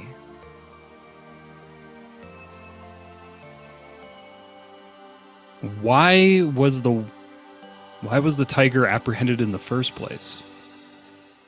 Well, he had begun tearing up innocent people, just limb from limb. They tend to frown upon that up in the city. Is this the one that we talked about to the guards? The reason why they're so hesitant to us? The guard... Was that ever discussed? So the guards did mention that a bunch of white tiger folk were apprehended. Yes. Okay. I do think they mentioned that one of them was missing. Okay. Then, yes, I would like to speak with this tiger folk. With the one caveat being that I do not become a subject myself. And he goes, "Certainly. I can assure you that I will not take any of you hostage here today. If you wish to see, follow me." And he sort of goes to walk all of you through the laboratory, essentially. He's kind of walking back towards that other door at the very back of the room. Who follows him? Who decides to go along? I'll go with you, Me? Albus. Yeah, He's showing Albus Thanks. what exactly? Say that again? Or what did he indicate he's showing him, I guess, Sorry, Jason? Sean's. Oh, having frog another trouble. white tiger that he captured. Oh, I Or would that go. was captured and then given to him for experimentation. Yeah, of course. Albus is my homie. Yeah. Okay. We'll see so if this guy's my homie too. I'm not sure yet. So Steve, Albus, Marie, anybody else going along? Roz will stay If if Kestrel seems like she does not want I think to everybody go. else is a little. I am staying with Kestrel. That is. Yeah. I don't know if I want to go deeper in this facility. There. Not super interested in going anywhere where he's holding people captive. No, thank you. I think I'll just hang back. Okay. What was that, Roz? You're staying at the door? She'll stay if Kestrel does not seem to want to go. Hmm. Basically, if the rest of the group isn't, if the whole group's not going, she wasn't going to stay by herself, but if people are staying behind, she will stay behind. Okay. So the rest of you sort of walk through this sort of workshop, and you're sort of there's all kinds of instruments. You've got like little beakers and little bubbling things here and there. none of you are Gunolf. You probably can't even make heads or tails of any kind of the alchemy that's happening on some of these. There is like at one point you walk by a table and there's sort of like what looks to be like an automaton like hand or like a machine hand of some kind, and it actually seems to like move on its own. It's not attached to anything, but it almost seems to sort of like kind of crawl and grab on its own. And you walk by a bunch of other tables that have a bunch of the other kind of strange liquids in them and whatever. Those three of you that are moving across the room, make me a double insight check. I would like to grab the prosthetic hand and put it on. Kind of pull a Metal Gear Solid. All right, this hand now takes over your body, and all right, well that's 4 and 4, yeah. Doubles. I got a 5 and 8 for 13. What do you need for a crit? It needs to be 6s are up. Sixes or higher, or unless you have a special ability for it. okay. And Maisie's just kicking ass over here. Yeah. So all of you notice as you walk past this one table. It's got a bunch of sort of little glass containers on it. And underneath it, there are a bunch of like barrels that sort of have this sort of brand marked into them. They almost look out of place, and that like these barrels look like they've been imported from someplace. Like the wood looks a little different and whatever. And the brand on it is of like a little rose that's been branded on the side. And on the table, in all the glass vials and like globes and whatnot, you see this sort of dark, black, viscous sort of liquid. It's almost like a tar or an oil. It has this sort of almost, it's like kind of chromatic kind of shimmer to it. And as you guys all walk past the table, you all notice that it kind of moves, like as you guys do, like almost like in response as you guys are moving by. Sharp and Albus, you recognize that as it moves by, it isn't all of you that it is gravitating towards. It is specifically Steve. It seems to sort of The one who couldn't notice. into the glass and sort of follow him as it moves by. Not the rest of you, just him. But Steve doesn't notice this. Steve does not notice that particular element, only that they have moved around as he went by. Okay. Yeah, because he didn't roll quite high enough for that part. But yes, so you guys continue to head to the other side of the room, where as he approaches the door, Leopold, it unlocks and opens, and he brings you guys back into what is clearly a cell block, basically. And there are a number of cells back there. They have these really thick, sort of lensed, like thick glass or some other material kind of windows on them. As players, you guys would recognize this as being very similar in make to the sort of holding cells that Kester was kept in at one point. But you as characters have no way of knowing that because you've never seen them. Outside of the flashback I gave you guys at the beginning. So, but as you walk in, all the other cells look empty. There doesn't appear to be anybody in them. The only cell that has anybody in it is one that has a white tiger folk. And they are strapped down to a table, essentially. And there is effectively a little IV bag that is hooked up to them. And they appear to be sedated and knocked out. They are sleeping, but even in their sleep, they are like almost like hyperventilating. Like they are very active. Their body is moving. They're like in an agitated state.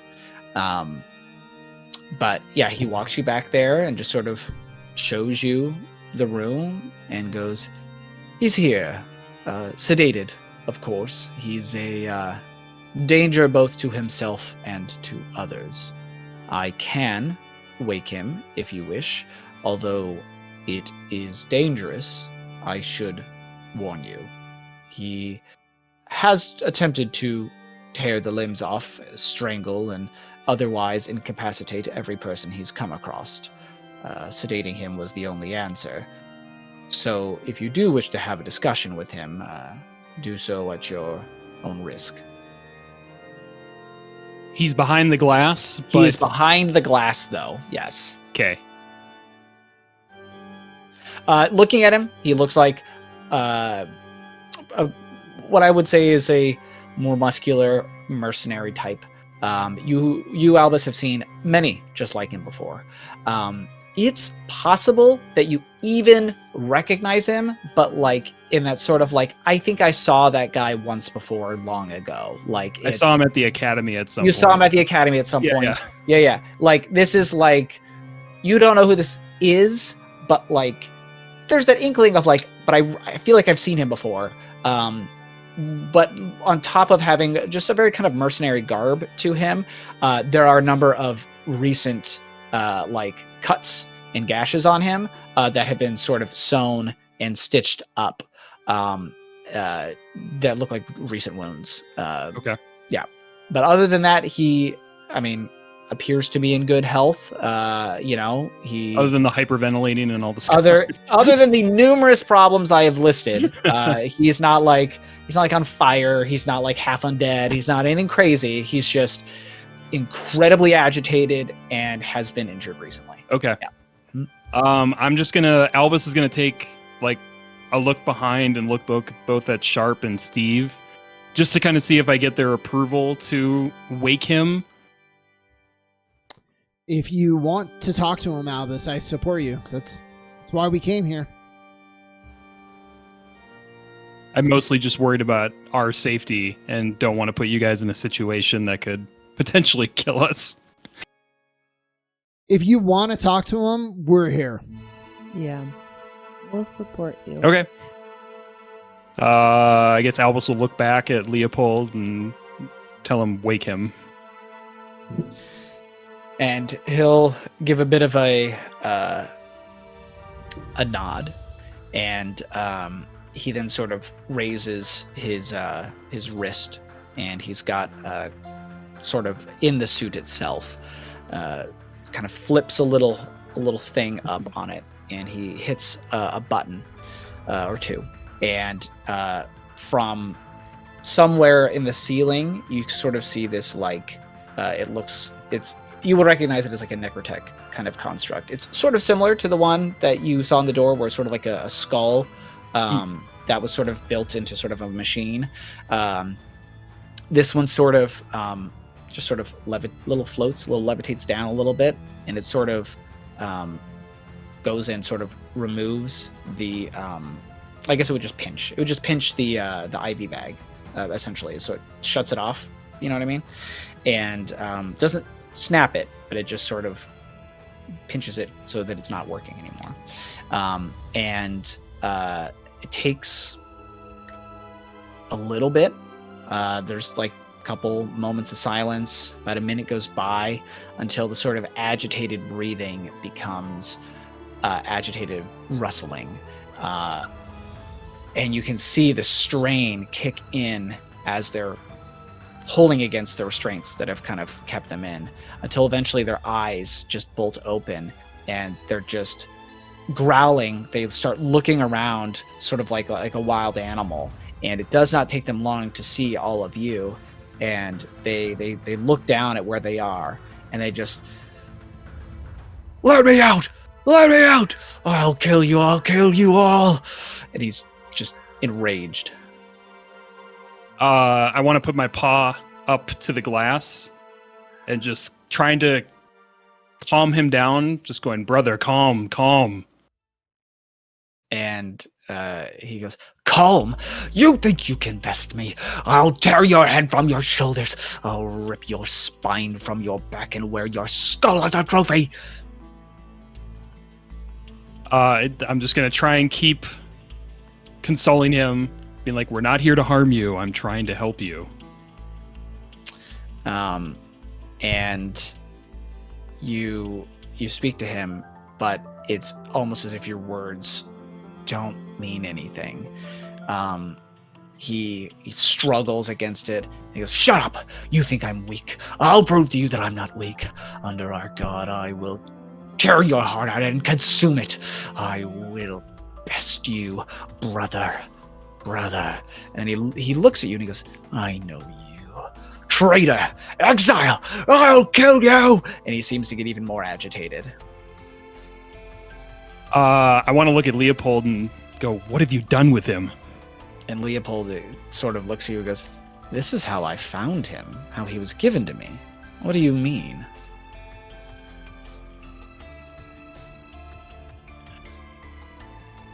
Let's see. Let me out of these restraints!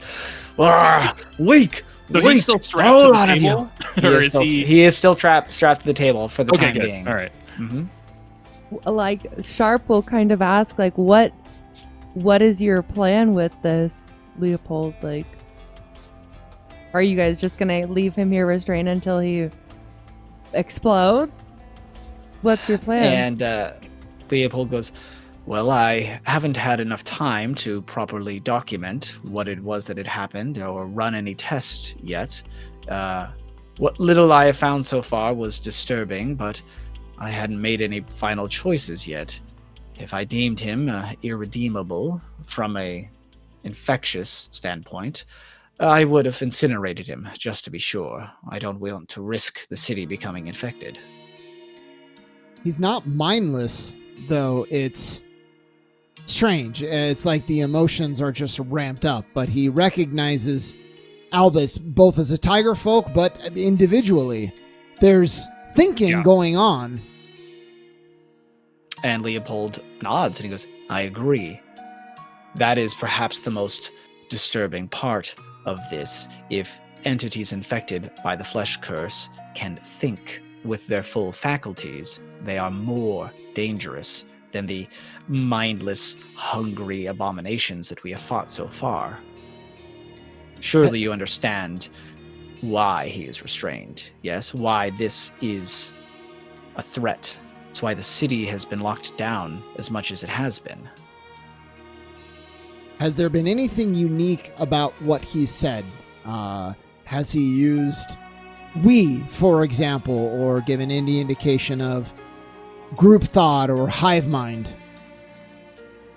And Leopold goes, not to my understanding. He speaks of doing well in front of his god, proving his strength, the sort of things I assume are typical of your kind, Albus. And he sort of seems to not know.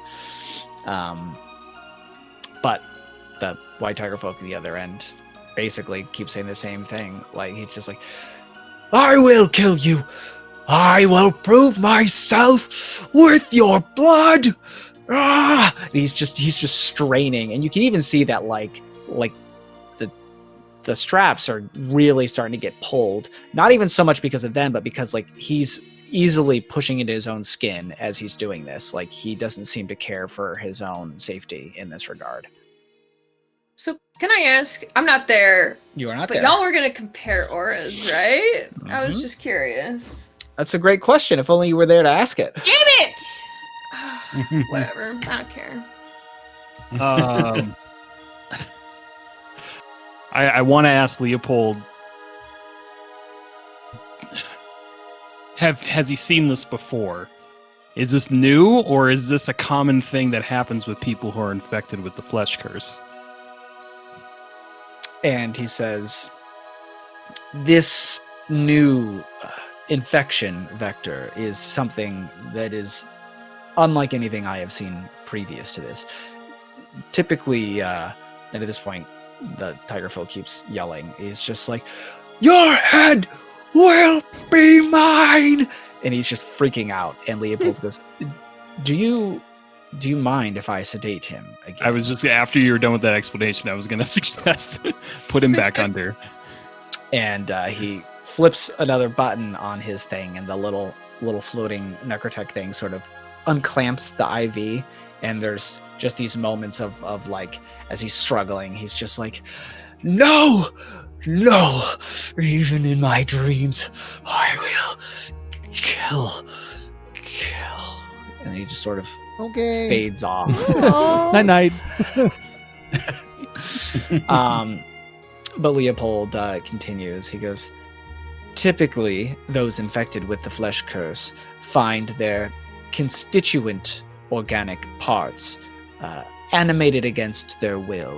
Limbs tear themselves from bodies, organs, remove themselves. The entire process is unfortunate, and the people involved, thankfully, often find death before their bodies have truly expired, as the subsequent parts of them continue living. But their souls are ejected, and thus they are denied what I have to imagine would be some form of torturous existence.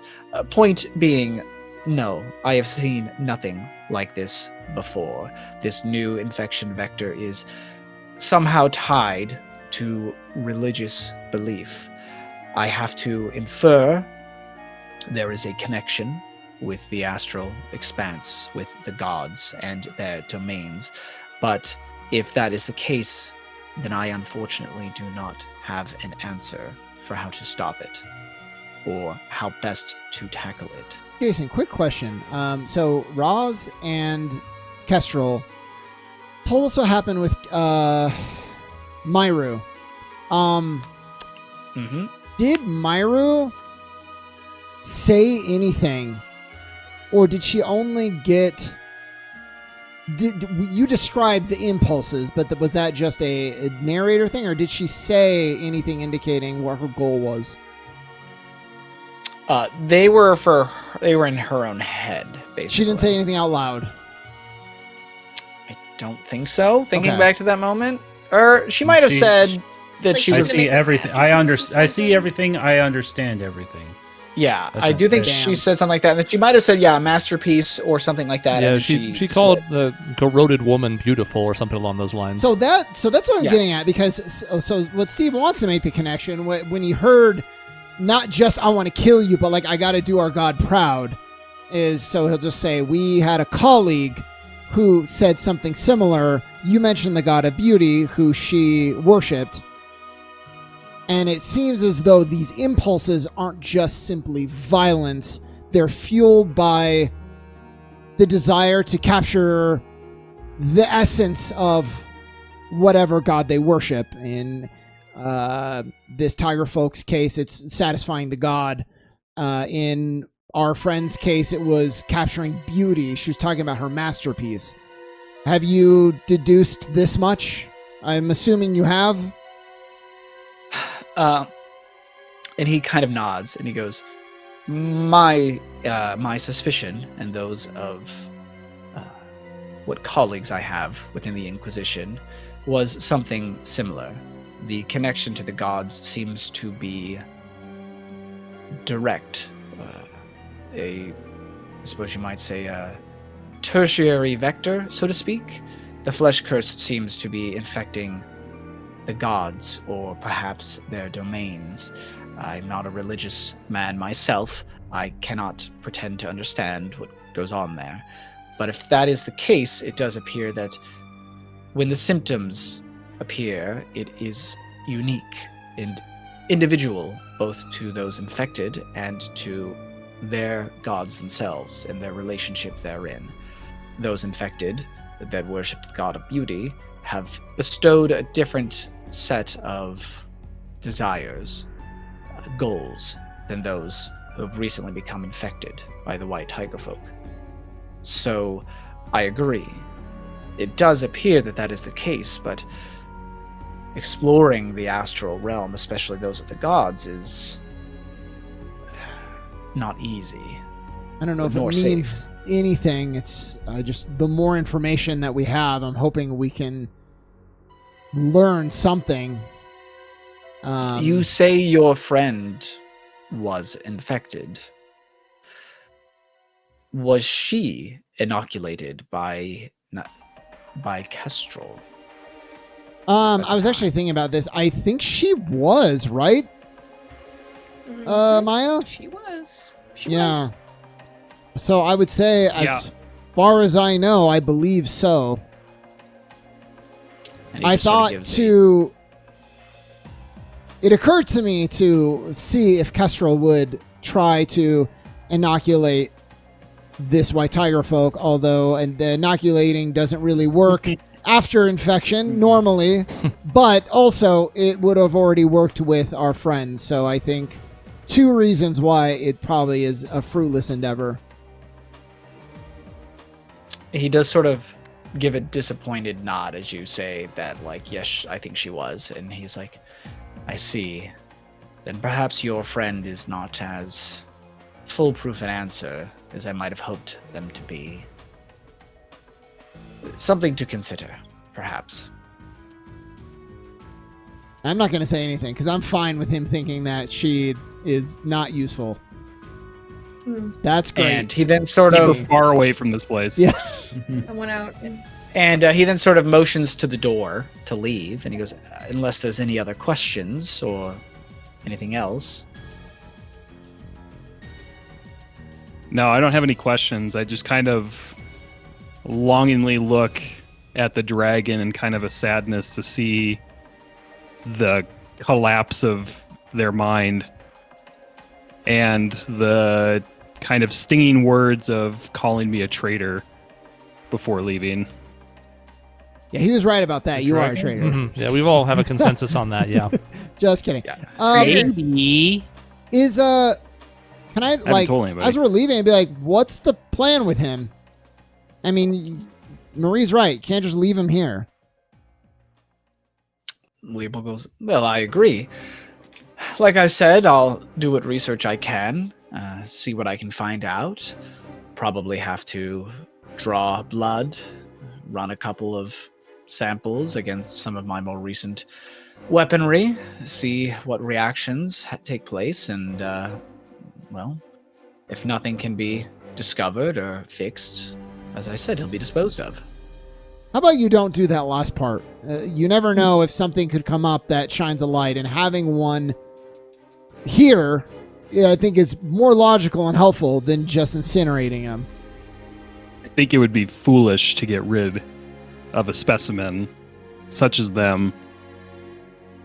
And he goes, well, as much as I agree, I'm not exactly equipped for the long-term care of someone so infected. That sort of thing was typically handled by Dr. Bishop, but I assume you're aware her own facility is less than working currently. Did she tell you that? He goes, I've received reports on the Freegate facility and the inability for it to function in a number of respects, as well as Dr. Bishop's recent demise. It is unfortunate, of course. She was doing good work. I'm sad to hear she didn't make it. I'm sad to hear And he that goes- confirmed, seemingly. yeah, too bad I'm not there. This is Yeah. too bad you're not there. Yeah. Too bad I'm not there. Guys, I have great news. Was Bishop an anchorite or? No, I she's don't a think she was think just a normal. Or human. I shouldn't say human, but like not an anchorite. I don't know if she was human or not. I mean, she could become an anchorite now, right? Hmm. That's a Possibly. crazy, it's a Maybe. crazy idea. Who knows? Depending on where the fuck her soul is. I don't know. It's true. Well, I mean, don't that- know. that was already Bishop gonna be my next religious question. in any capacity? Yeah.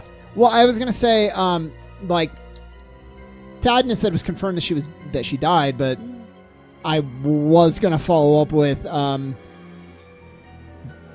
is there a plan to? Forgive me, my understanding of some of these concepts is a little fuzzy, but what's stopping you from bringing her back as an anchorite?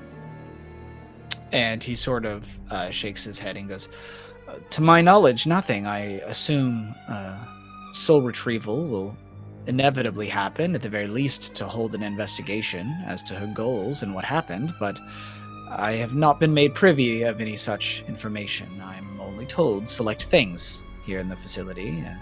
It's a necessary precaution to ensure that the breach or destruction of any one facility doesn't undermine or expose the others. All right, I don't have anything else. Were the rest of you guys out in the other room? What were you guys up to? Yeah. While that was happening. Was waiting for that I don't opportunity. know. Kestrel sticking her hand in the jars, like. Not at all. Definitely What's not this? right now. I'm not down to be here, man. I want out. Kestrel, he's probably gonna want something from you, like a sample of blood or something. I can only assume. First we need to make sure that we can still get out of here. Can't imagine that he wants to keep us here against our will. But if we need to hightail it, we need to find a way out, and do not give him any assistance. This kind of man is insatiable. He will take us against our will. He has someone already. He's just like all the other doctors. All of them. Mm-hmm. They've taken a river of my blood already. If they have not found something, I do not want to give it to him.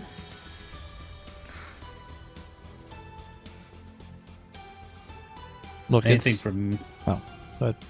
Yeah, no, I was just going to ask you, Chris, if there was anything from Roz. Well, she just wants to be reassuring. She'll put a hand on Kestrel's shoulder. She'll say, give nothing, say nothing.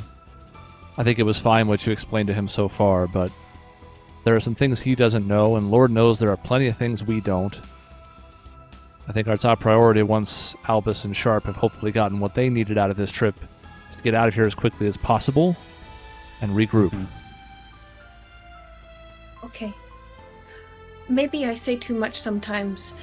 I just want people to understand that we're not bad. We don't want to hurt people, and that it's not just an infection, like he says. So I'm sorry if I say too much sometimes. I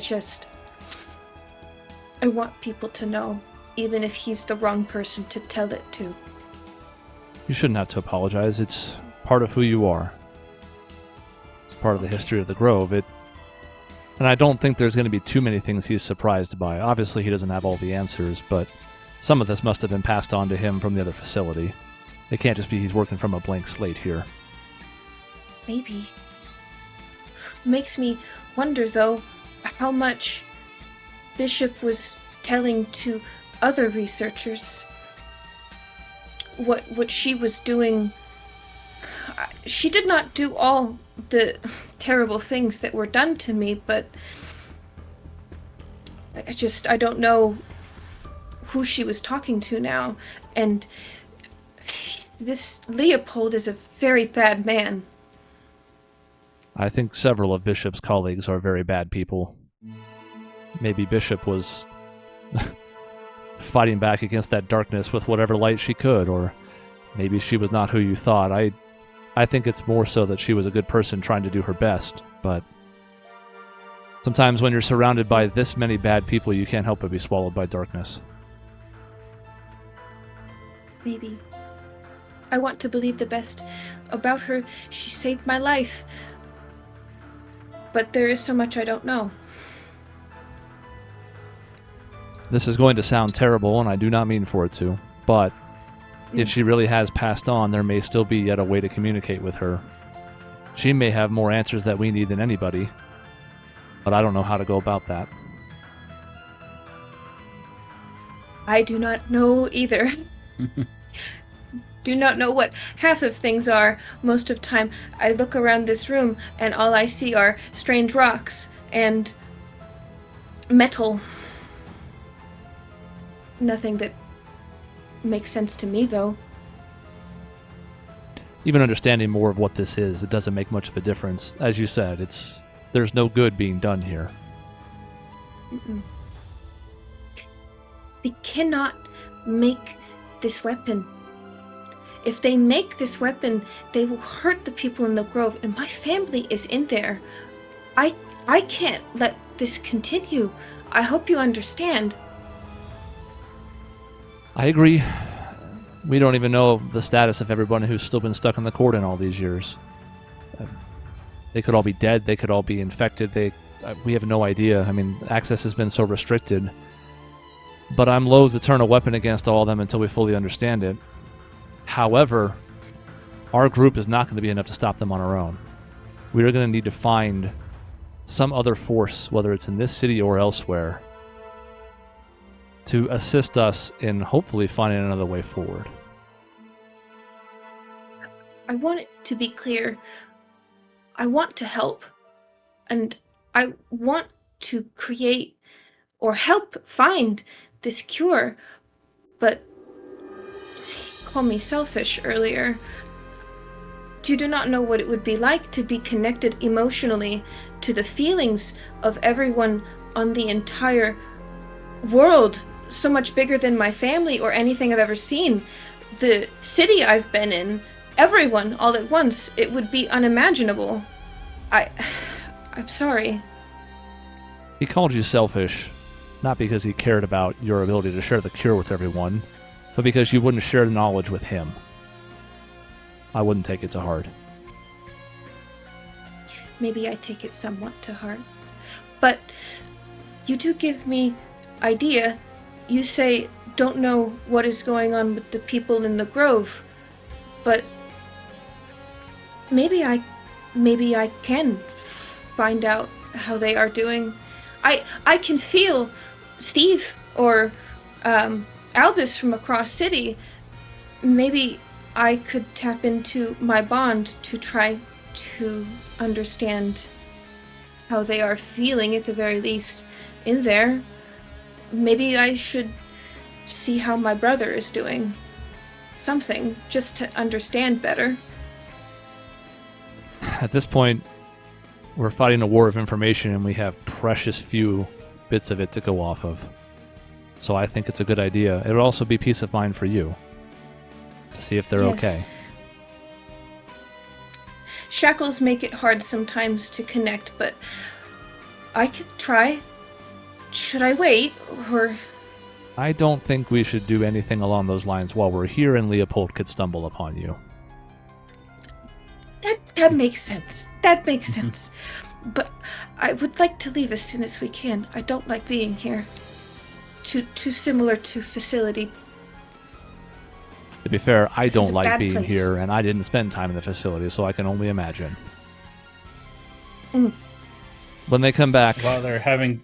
I'm sorry. I was just to say, when they come back, we'll stop the chit-chat. See if we can't head out of these awful sewers and find a better place to catch our breath. Mm-hmm. Okay.